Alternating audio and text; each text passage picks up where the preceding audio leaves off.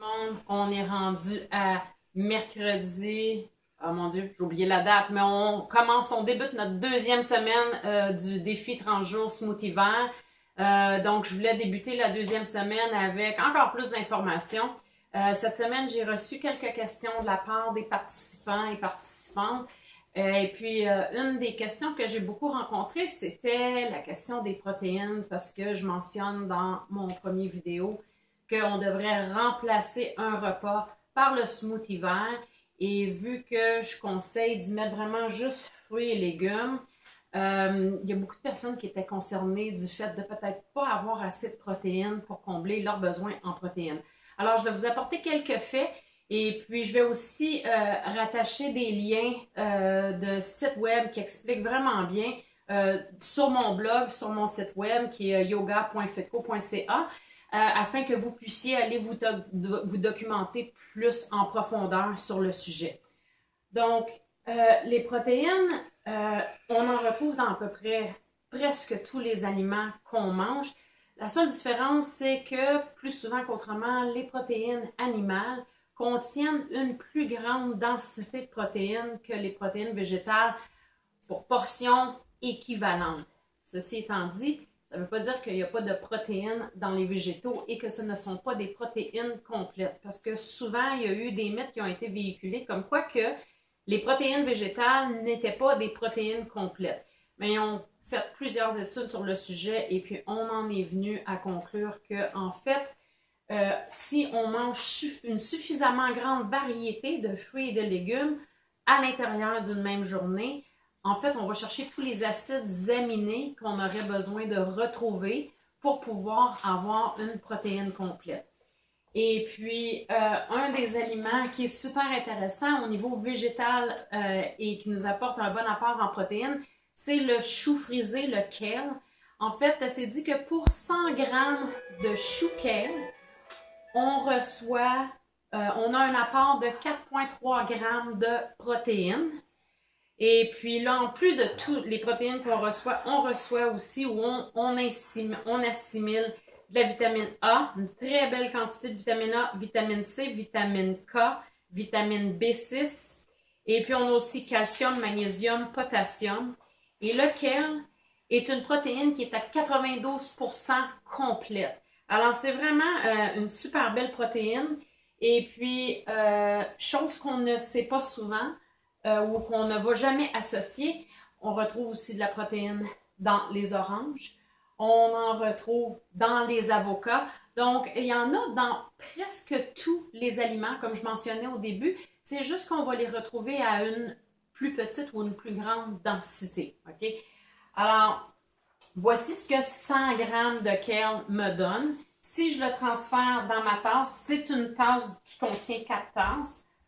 Alors, j'aurai ici un 4 tasses. Et je vais transférer ça ici.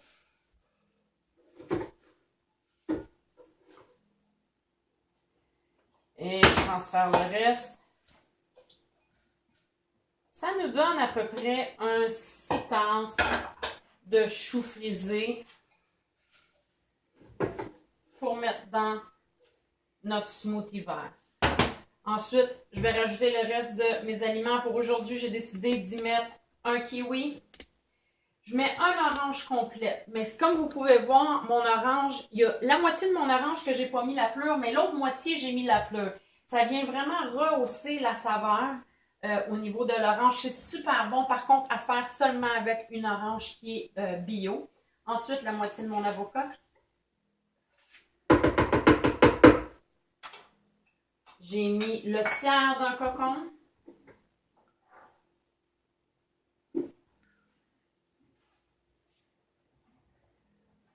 Une branche de céleri. Un peu de persil. Et j'ai mis les feuilles à peu près de 2 tiges de menthe. On rajoute la spiruline. J'en ai mis un petit peu plus en passant. La spiruline, super aliment, contient aussi une grande quantité de protéines. Et puis, j'ai mis 3 cuillères à soupe de graines de chia. Les graines de chia qui renferment aussi beaucoup de protéines. Et puis d'autres, d'autres propriétés que je mettrai aussi sur le site web. Et puis évidemment, je vais rajouter de l'eau et mélanger tout ça.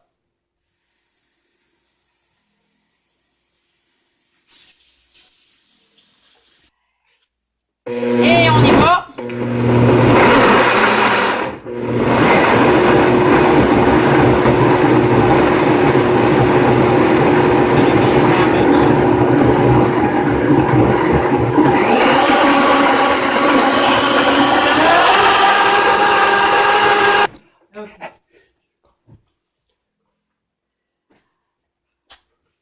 Alors, c'est fait, c'est mélangé, c'est prêt pour demain. Alors, je l'ai préparé d'avance. Comme vous pouvez voir, c'est toujours pas plus compliqué. J'espère que vous vous en ressortez avec cette vidéo-là avec plus d'informations, que vous vous sentez plus, voyons, c'est quoi le mot que je cherche, plus confiant, que vous allez avoir aussi la quantité de protéines que vous avez besoin pour la journée. Puis, n'oubliez pas, on remplace qu'un repas. Vous mangez le reste de la journée. L'important, c'est l'accumulation au courant de la journée et non juste qu'est-ce que vous consommez en un seul repas. Et puis, ça fait que le tout est plus facilement assimilable dans le système aussi. Et j'allais oublier, en passant, je reviens aux propriétés du kale. Il contient autant de calcium que si on prenait un produit laitier. Par contre, il est 2 fois plus facilement assimilable par le système que les produits laitiers. Donc, quelqu'un qui aurait peur aussi de ne pas assimiler assez de calcium parce que je décide de ne pas mettre de produits laitiers dans mon smoothie vert, inquiétez-vous pas, il y a amplement de calcium pour subvenir à vos besoins.